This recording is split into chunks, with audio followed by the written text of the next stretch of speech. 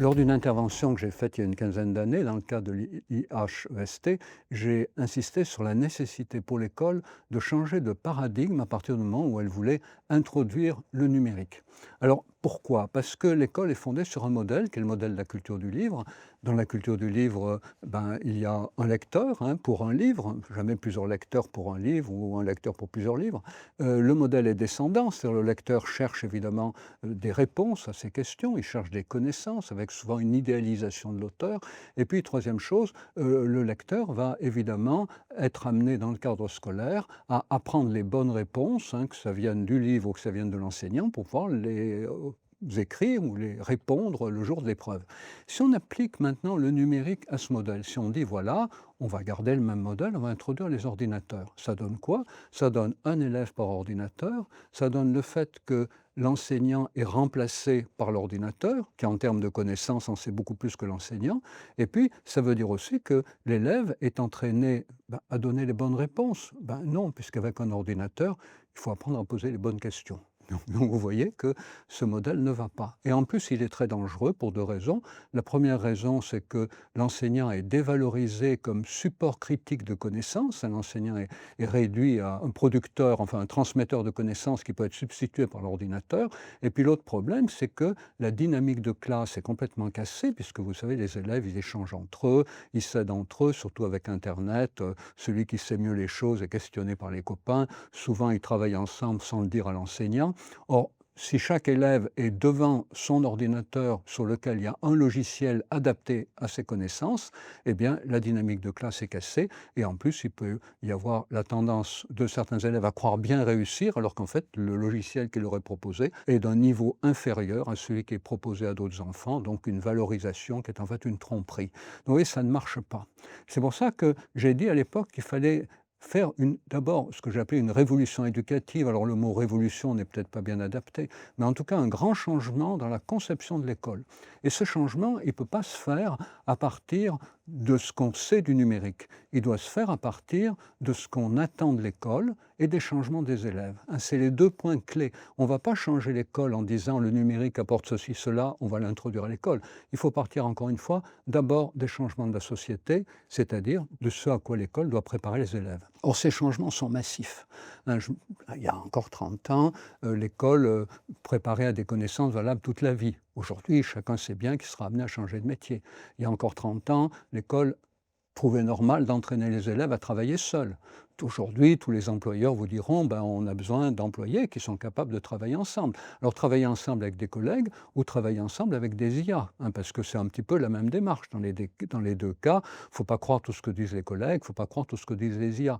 Et puis, dernière chose, le modèle traditionnel de l'école était axé sur le fait d'apprendre l'intelligence hypothético-déductive. Voilà, mais l'école ignorait complètement le fait qu'on apprend aussi avec le corps, avec les multiples sensorialités, ce que nous montre bien d'ailleurs aujourd'hui le développement des IA transmodales, c'est-à-dire le fait de passer d'une forme de sensorialité à une autre, de la musique aux images, des images au texte, du texte aux images. Ça, ce sont des préoccupations que l'école doit intégrer parce que c'est un changement de société.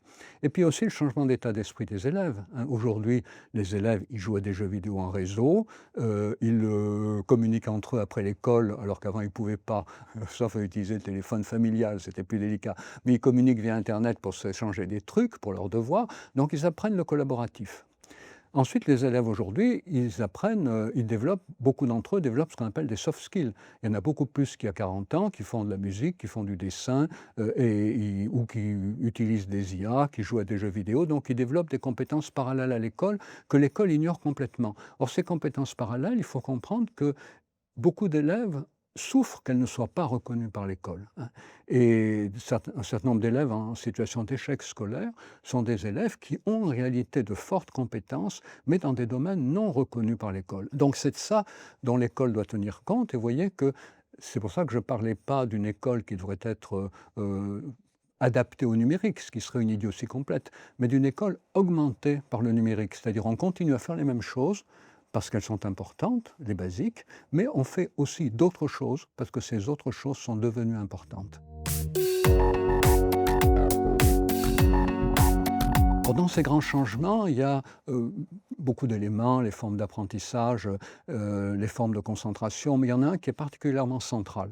C'est la question de la mémoire, hein. La culture du livre, elle développe, et à juste titre, hein, ce qu'on appelle la mémoire événementielle. Et c'est très important de faire apprendre des textes par cœur aux enfants, surtout quand ils sont petits, mais de préférence des textes qui ont une certaine logique, pas des poèmes surréalistes, des poèmes de Victor Hugo, si on choisit de leur faire apprendre des poèmes. Mais il faut comprendre que l'introduction du numérique développe une autre forme de mémoire, qui est la mémoire de travail. En fait, la mémoire de travail, l'école traditionnellement ne s'appuie pas dessus. C'est quoi la mémoire de travail?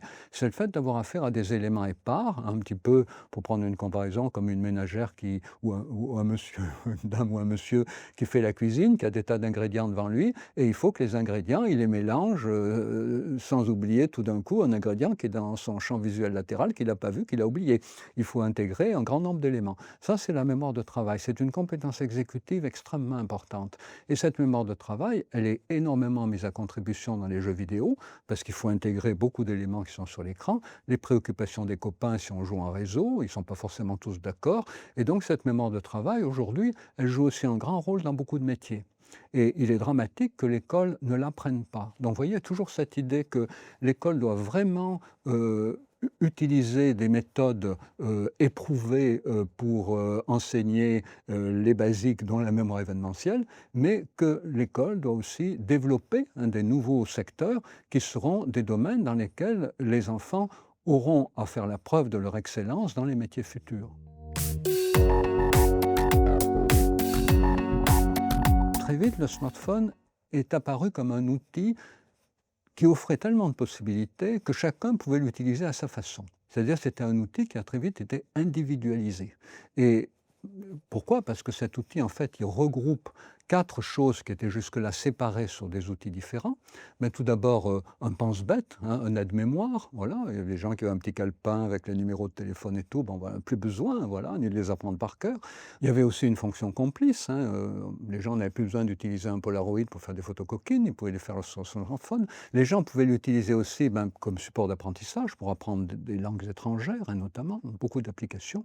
Puis les gens pouvaient l'utiliser aussi comme un support de mémoire, puisque on sait combien, hein, les smartphones de chacun sont remplis de photos de vacances, de photos des animaux domestiques, voilà.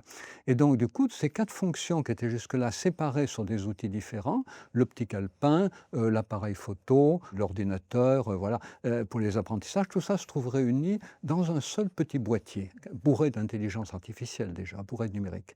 Et évidemment, chacun va pouvoir l'utiliser à sa façon. Et du coup, formidable explosion des usages. À partir de là, évidemment, la question c'est qu'est-ce que l'éducation nationale en a fait, hein, comment elle l'a intégré ou comment elle ne l'a pas intégré. Alors, globalement, l'institution scolaire n'a pas réfléchi à l'utilisation des smartphones. Par contre, un certain nombre d'enseignants, notamment via des forums sur Internet, ont proposé comment utiliser le smartphone, notamment dans l'apprentissage des langues étrangères, pour inviter les enfants à chercher des informations. Mais ça n'a pas été une réflexion systémique, c'est resté très isolé. Il y a eu aussi cette idée de beaucoup d'enseignants qu'il fallait surtout pas que l'élève vérifie sur son smartphone ce que disait l'enseignant et que l'élève dise: «Monsieur, il n'y a pas écrit ça sur Wikipédia». Grand peur, beaucoup d'enseignants. Dommage, c'est l'ouverture d'un débat. Et c'est quelque chose qui a été raté. Si vous voulez, c'est normal puisqu'on rejoint la question de l'enseignement. L'enseignant n'est pas habitué à ce que des élèves l'interrompent en lui disant: «Monsieur, vous vous trompez». Un enseignant est censé être à la fois un support de connaissance et un support d'autorité. Et c'est ça le drame. Qu'ils soient un support de connaissance, oui. Qu'ils soient un support d'autorité, uniquement pour éviter que la classe ne soit plus un lieu d'apprentissage, mais qu'un élève, éventuellement, aille vérifier une information donnée par l'enseignant et dise: «C'est pas ce qui est écrit», c'est une occasion de discuter formidable, voilà. Donc le smartphone a fait peur à beaucoup d'enseignants et bon, il y a eu un texte de Blanquer disant que les enseignants qui le souhaitaient pouvaient l'utiliser pendant leurs cours, mais en fait, ça a été assez peu suivi. D'autant plus que le smartphone est très vite apparu comme une menace sur la mémoire événementielle. Les enfants vont plus rien apprendre par cœur, on va tout trouver sur le smartphone et c'est ce qu'on entend avec l'IA, hein, voilà, le copier-coller, plus rien apprendre par cœur. Il faut bien comprendre que, grâce à ces outils numériques, on libère de la place dans notre cerveau. C'est-à-dire, c'est pas parce que, on va développer la mémoire événementielle qu'on va forcément avoir envie de garder en mémoire tous les codes, tous les numéros de téléphone, des gens qu'on connaît. Non, on peut développer la mémoire événementielle parce que c'est important pour beaucoup de raisons, mais mémoriser plein de choses que notre smartphone peut enregistrer à notre place, c'est pas utile. Le problème n'est pas de savoir si le smartphone, soulage la mémoire événementielle, c'est de savoir qu'est-ce qu'on fait de la place qui est libérée. Et ça, c'est quelque chose aussi qui a été mal exploité par l'école parce que, on pourrait demander aux élèves d'apprendre beaucoup de choses par cœur, mais aussi d'apprendre à savoir comment les compléter en utilisant les outils numériques. Et il a été montré d'ailleurs que ceux qui adultes, mais enfants c'est pareil, qui utilisent les outils numériques, arrivent à retrouver beaucoup plus vite des informations lorsqu'ils y retournent. C'est-à-dire que la difficulté, souvent, quand on a besoin d'une information qui nous manque, si on est déjà allé la chercher, on la retrouve très vite. Si on n'est jamais allé la chercher, on va mettre très longtemps. Et vous voyez, ça rejoint la mémoire de travail parce que sur un ordinateur, il faut être capable de prendre en compte beaucoup de choses. Il ne faut pas se laisser distraire par une petite lumière qui clignote, par une publicité, par une image qui nous attire. Il faut être capable de sélectionner les choses et ça, c'est la mémoire de travail. Et vous voyez que la mémoire de travail ne s'oppose pas à la mémoire événementielle. Elle est un auxiliaire de la mémoire événementielle. Aussitôt qu'on parle de réseaux sociaux, il faut bien comprendre que leur modèle a énormément évolué depuis le moment où ils sont apparus. Grosso modo, il y a 3 grandes étapes, des réseaux sociaux, 3 grandes époques. La première époque enthousiasmait tout le monde. Les copains sociologues, psychologues ont été tous, ébahis parce que c'était la possibilité d'envoyer des messages à des gens qu'on connaissait peu ou qu'on connaissait pas, d'avoir leur retour, de faire des groupes, web 2.0, on faisait des petits groupes de followers, voilà. Donc, une innovation technologique dont on a vu aussitôt beaucoup d'avantages. Un peu de peur, vous savez, au début, on n'osait pas créer des pseudonymes avec son propre nom, on inventait des pseudonymes abracadabra, mais très vite, on en a vu beaucoup d'avantages. Et puis, les choses ont commencé à évoluer parce que les financeurs ont voulu mieux les rentabiliser. Et puis, ils ont commencé à regrouper les usagers dans des bulles de filtres, à leur insu, et puis rajouter progressivement quelques robots, voilà, pour donner l'impression aux gens qu'ils étaient tous d'accord dans cette bulle, avec le risque d'encourager des messages de haine pour les gens qui étaient extérieurs à la bulle. Et puis, il y a eu aussi l'apparition de grandes figures, des influenceurs, des influenceuses. Et petit à petit, c'est la seconde époque, ce modèle de communication horizontale, qui à l'origine était libre, improvisé, d'initiative de chacun, c'est devenu un régime contrôlé, les bulles de filtre, et un régime tout aussi descendant qu'horizontal, puisqu'il y avait les followers, on était invité à les adopter, à les adorer, à les suivre.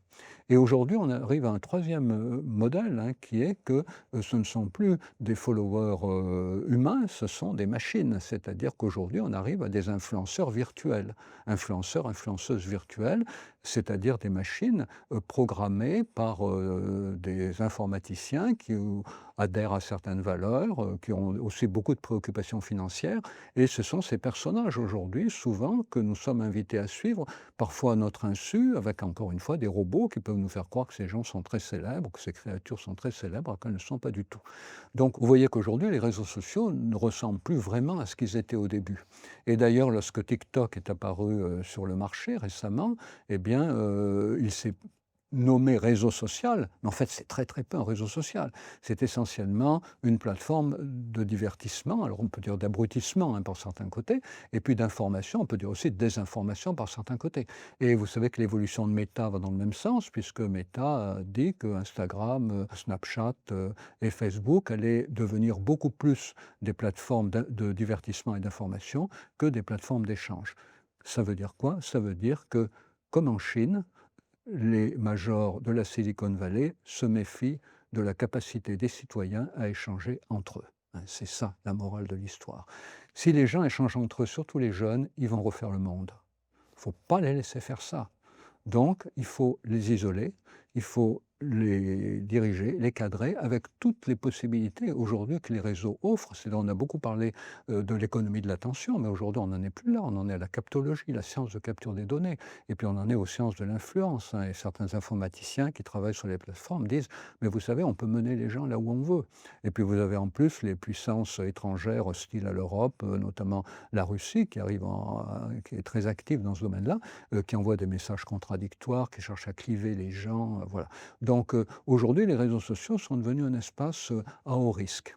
Alors, ceux qui les ont découverts au début, hélas, ont eu de la peine à suivre cette évolution. Ils l'ont subi, mais sans vraiment en avoir du recul. Donc là aussi, on peut regretter que l'institution scolaire n'ait pas fait une éducation qui suive cette évolution et qui montre aux jeunes combien quelque chose en quoi ils ont cru est quelque chose qui a évolué d'une façon qui est très préoccupante, mais dont il faut justement comprendre aujourd'hui les tenants et les aboutissants qui sont plus du tout ceux auxquels on a cru au début. Il faut renoncer à notre confiance du début dans les réseaux sociaux qui était légitime au début. Les gens qui disent: «J'ai condamné les réseaux sociaux dès le début», c'est qu'ils s'y étaient pas vraiment intéressés parce qu'au début, il y avait beaucoup de raisons de les voir positivement. Par contre, aujourd'hui, il y a beaucoup de raisons d'en être inquiet.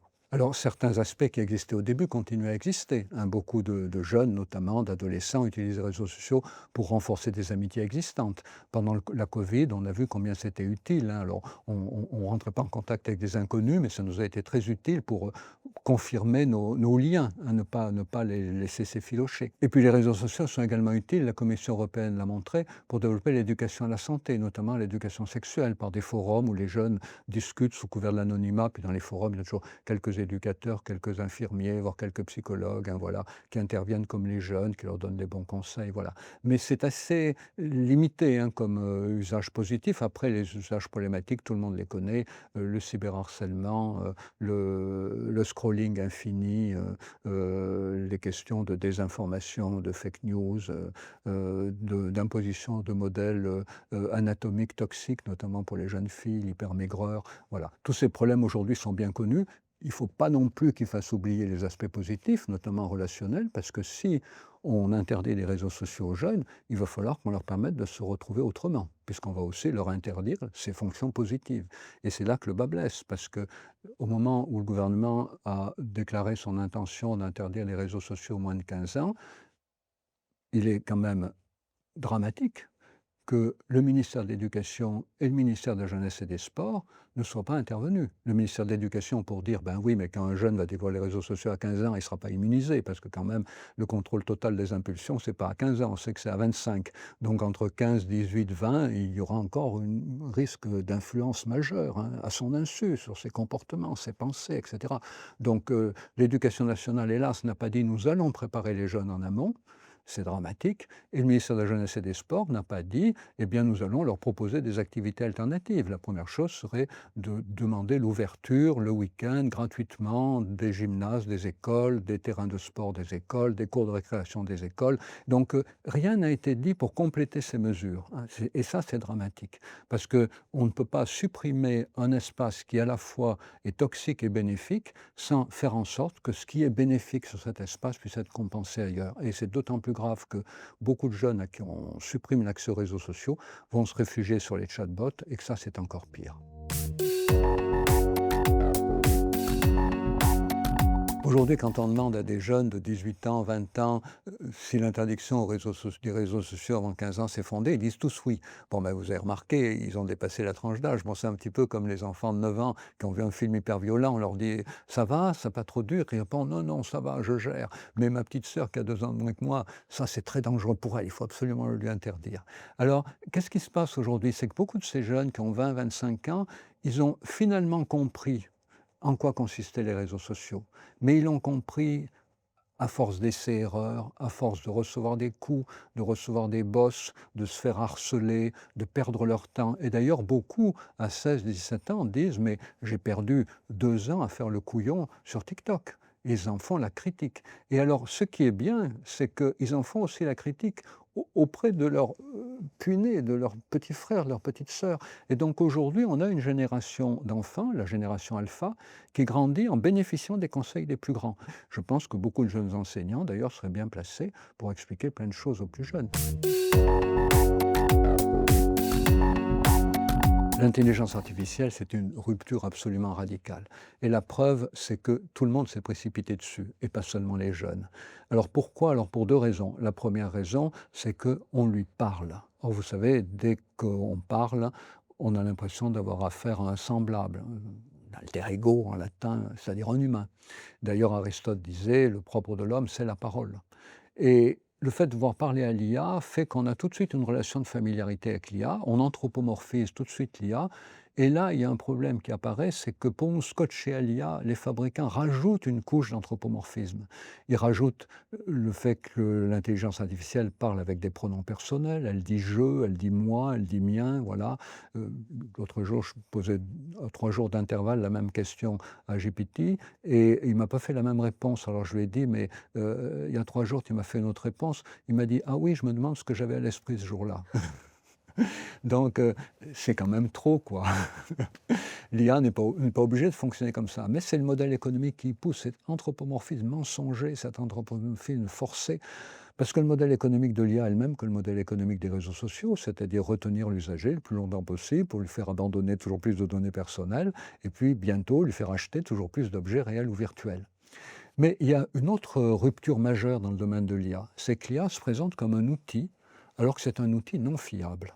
Or, c'est la première fois dans l'histoire de l'humanité qu'un fabricant d'outils balance son outil dans le grand public en l'invitant à l'utiliser, alors que l'outil n'est pas fiable. Imaginez que ça se soit passé pour des véhicules automobiles, ça aurait été un scandale absolu. Or là, c'est la même chose. Tout le monde sait que l'IA se trompe, que l'IA a des hallucinations, que la capacité de l'IA est limitée par ses bases de données qui sont essentiellement nord-américaines, ne correspondent pas forcément à l'Europe. Par exemple, dans le domaine de l'éducation, le seul modèle développé sur les IA, c'est l'éducation positive. Mais avec Trump, peut-être que dans 5 ans, ça va basculer vers l'éducation autoritaire et les gens continueront à demander, comme si c'était la Bible. Voilà. Donc, elle se trompe par ses bases de données, mais aussi par ses modèles idéologiques. Elle recycle comme vraies des informations fausses, mais qui ont été confirmées comme vraies par des internautes ignorants, donc énormément de problèmes, et pourtant, c'est présenté comme un outil. C'est pour ça que je me bats pour dire non, l'IA n'est pas un outil. Il faut traiter l'IA comme un collègue, pas comme un mentor, pas comme un professeur, puisqu'un mentor, un professeur, en principe, on lui fait confiance. Là, on ne peut pas faire confiance à l'IA. Mais quand on travaille avec un collègue, voire avec plusieurs collègues, on sait bien qu'il ne faut pas croire tout ce qu'ils disent. Puis on sait bien aussi qu'il ne faut pas aborder avec eux les sujets qui fâchent, ils peuvent se tromper, hein, ils ont leur fixette, voilà. Et du coup, il faut apprendre à briefer nos IA, dire à l'IA, écoute, arrête les superlatifs, ne me flatte pas chaque fois que je dis quelque chose, ne me fais pas 5 ou 6 propositions à chaque réponse que tu me donnes, j'en ai pas besoin, tu donnes ta réponse et éventuellement une proposition à une seule, et puis surtout, cite-moi les sources à chaque fois que tu me donnes une information. Et ça, on est en droit de le dire à nos IA, exactement comme on est en droit de le dire à nos collègues de travail. Et c'est ça, cette révolution, c'est qu'on est amené à utiliser un outil comme un collègue. C'est pour ça que plus on apprend à travailler avec des collègues, et ça rejoint le problème du collaboratif à l'école, plus on apprend à travailler avec les IA, et plus on apprend à travailler avec les IA, plus on apprend à travailler avec les collègues. Donc vous voyez, il y a tout un apprentissage à faire, et cet apprentissage, il est facilité évidemment considérablement par le fait que l'IA nous parle, mais il est considérablement compliqué par le fait que le modèle économique amène cet anthropomorphisme forcé et que le modèle économique amène à nous présenter l'IA comme un professeur, comme un mentor, ce qu'elle n'est absolument pas. Alors si maintenant on en vient à l'institution scolaire, pourquoi c'est si difficile pour l'institution scolaire d'intégrer la dimension de l'intelligence artificielle? Ben, tout simplement parce, comme on l'a évoqué tout à l'heure, elle n'a pas intégré la dimension du numérique, elle n'a pas intégré la dimension des écrans. Alors qu'est-ce qu'il aurait fallu faire ou qu'est-ce qu'il faudrait encore faire pour que l'école intègre la dimension des écrans?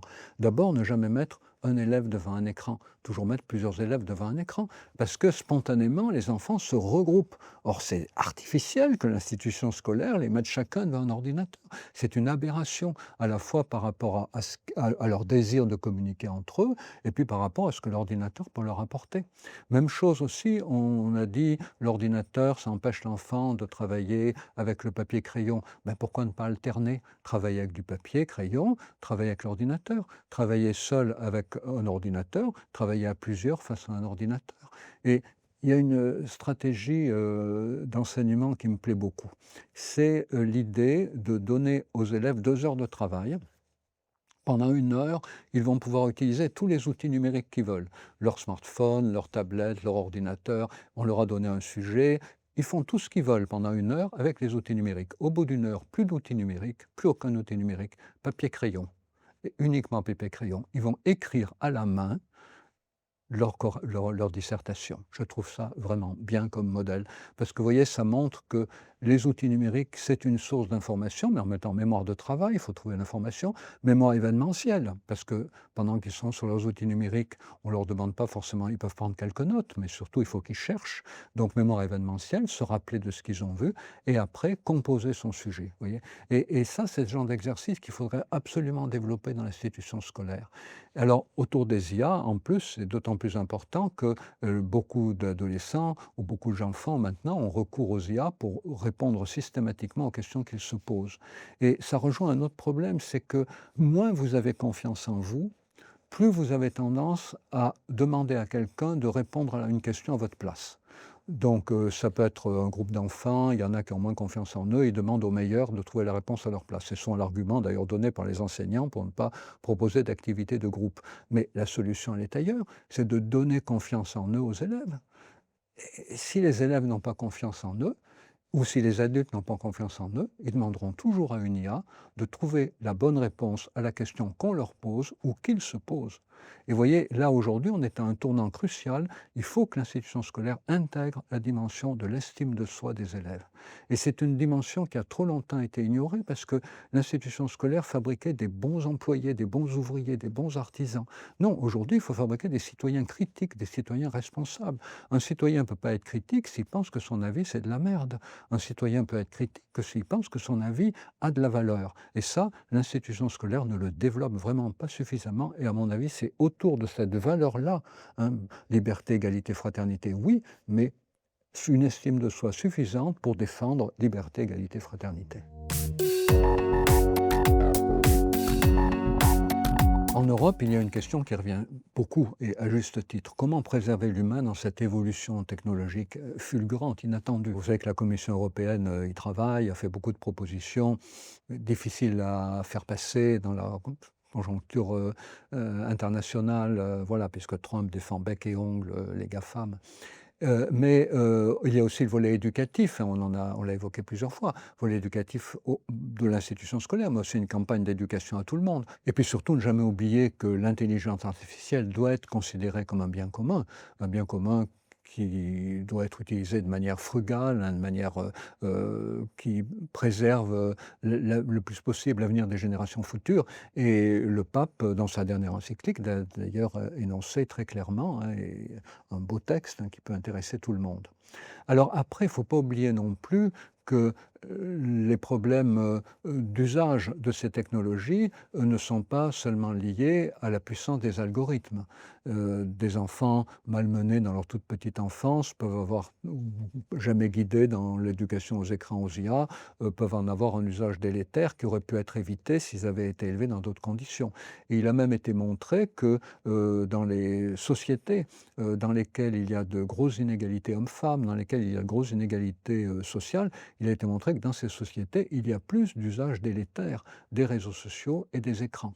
Donc on voit bien qu'il ne faut pas, si on veut développer de bonnes pratiques des écrans, il ne faut pas seulement se focaliser sur les écrans. J'évoquais tout à l'heure la nécessité d'espaces de rencontre en présence physique, mais vous voyez, la lutte contre les inégalités de genre, la lutte contre les inégalités sociales, tout ça fait partie maintenant de ce qu'on appelle la construction de la résilience collective. La construction de la résilience collective, ce n'est pas une addition de résilience individuelle avec d'éventuels tuteurs de résilience pour chacun.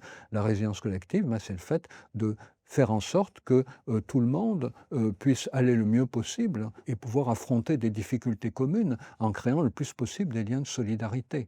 Et donc pour ça, réduire, hein, tout ce qui oppose les gens les uns aux autres. Après, bien sûr, la question, c'est de savoir comment ces innovations technologiques favorisent le progrès humain. Alors, il faut comprendre que l'idée du progrès favorisé par la technologie, c'est une idée qui est très datée, hein. C'est une idée qui date du siècle des Lumières, grosso modo. Mais au Moyen Âge, on ne se posait pas la question du progrès technique et de l'avenir de l'humanité. On voyait les choses autrement.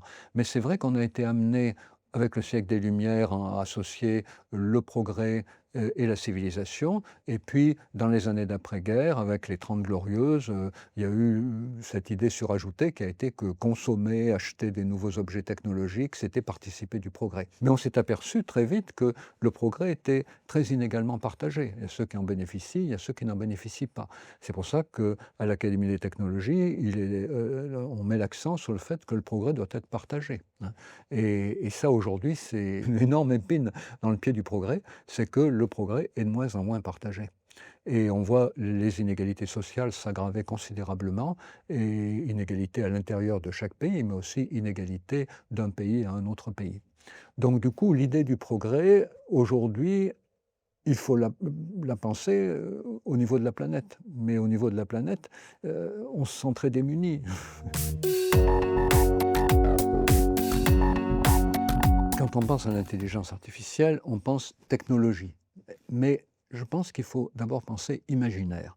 C'est-à-dire, qu'est-ce que nous attendons, hein, collectivement de l'intelligence artificielle, comment nous l'anticipons, comment nous la rêvons. Et là, on s'aperçoit que, en fait, on a tous tendance à associer à l'intelligence artificielle un certain nombre de qualités, et ces qualités, elles évoluent selon, à mon avis, plusieurs pôles principaux. Alors le premier pôle, c'est intelligence artificielle, mais pourquoi? Eh ben, peut-être, plus de puissance, hein, ou bien peut-être plus de collaboratif. Et on voit bien ça aujourd'hui dans les utilisations, hein, puisque les producteurs d'IA pensent en termes de puissance, mais beaucoup d'utilisateurs pensent en termes de partage et de collaboration. Alors après, un deuxième pôle, c'est est-ce que l'IA va aggraver les inégalités sociales ou les réduire? Là aussi, on a deux pôles, il faut faire un choix. Et puis on a un troisième pôle, c'est est-ce que l'IA, et ça c'est un problème crucial pour l'enseignement, est-ce que l'IA va permettre d'apprendre plus vite à tous les enfants les mêmes choses, par exemple les basiques, ou est-ce que l'IA va permettre à chaque enfant de développer ses compétences spécifiques? Parce qu'avec l'IA, aujourd'hui, on peut développer beaucoup mieux des compétences qui ne sont pas jugées centrales pour l'école, mais qui peuvent être jugées centrales par des employeurs et qui peuvent aussi être jugées centrales du point de vue des compétences humaines. Voilà. Et puis on a un dernier pôle, bien sûr, c'est est-ce que l'IA va être utilisée comme une ressource à exploiter, au même titre que le pétrole, que le charbon, ou est-ce que l'IA va être utilisée comme un bien commun? Et on s'aperçoit que finalement, si on prend la décision de considérer l'IA comme un bien commun, eh bien, les questions précédentes sont résolues. Si l'IA est un bien commun, il va falloir la traiter dans son versant collaboratif, il va falloir l'utiliser pour réduire les inégalités sociales, il va falloir l'utiliser dans le cadre scolaire ou dans le cadre professionnel pour qu'elle permette à chacun d'exprimer ou de développer, d'utiliser ce qu'il porte de plus spécifique, hein, voilà. Développer la subjectivité de chacun, l'humanisation propre de chacun, puisque personne ne s'humanise de la même manière. Et vous voyez que cet enjeu de l'imaginaire aujourd'hui, hélas, il n'est pas posé, alors que c'est autour de ces repères qu'on peut vraiment décider de ce que nous voulons de l'IA. Et le grand problème, c'est que la technologie va très vite, que les utilisateurs n'ont pas le temps de donner leur avis. Et il nous reste heureusement une possibilité, c'est de refuser d'utiliser des technologies dont nous ne voulons pas. Et c'est d'autant plus important que si l'intelligence artificielle est aujourd'hui la pointe la plus avancée, la plus spectaculaire, hein, des technologies numériques, c'est pas la dernière. La dernière, ça va être la robotique. Des robots qui intègrent l'intelligence artificielle, des partenaires qui ont une présence physique. Leur pouvoir d'influence sera démultiplié par rapport à celui de l'IA. Ils seront toujours chez nous. On n'a pas de secret pour son valet de chambre. Il est à la maison, on ne se cache pas. Donc vous voyez, en termes de collecte des données, en termes de manipulation, des risques phénoménaux. Donc il faut apprendre aujourd'hui avec les IA les bons comportements, des comportements qui nous protègent. On ne les a pas appris avec le numérique, il faut les apprendre avec les IA, sinon avec les robots, on sera encore plus perdu. Ça veut dire apprendre à essayer des machines, à développer cet esprit de contestation qui est celui de l'adolescent, mais qui est très pertinent. Tâtonner, essayer, voilà, induire en erreur, dire le faux pour voir si la machine nous suit, voilà. Puisque dès qu'on dit un truc à une machine, elle dit c'est formidable. Dites une connerie à une machine, si elle vous dit c'est formidable, vous aurez compris tout de suite qu'il y a un problème. Donc voilà, c'est cet esprit-là de contestation qu'il nous faut apprendre à développer chez les jeunes et chez les adultes, parce que si nous ne développons pas vis-à-vis des IA, ben d'abord nous ne pourrons pas exercer nos choix librement, notamment nos choix de consommateurs, en choisissant les produits dont nous avons besoin et pas ceux qui nous mènent par le bout du nez du début jusqu'à la fin. Et puis c'est ce qui va nous préparer aux progrès qui s'annoncent, hein, et qui seront des progrès dans le domaine de la robotique, encore beaucoup plus problématiques que les progrès dans le domaine de l'IA. Parce que déjà, l'IA nous parle, mais elle ne nous sert pas notre petit déjeuner, elle ne nous porte pas dans ses bras si on a un problème, un handicap pour aller au lit. Et donc là, on aura un risque d'emprise des fabricants des machines sur nous, une emprise insidieuse, beaucoup plus importante encore. Rater le coche de l'IA, c'est rater la possibilité de faire face à la prochaine révolution numérique et la révolution robotique.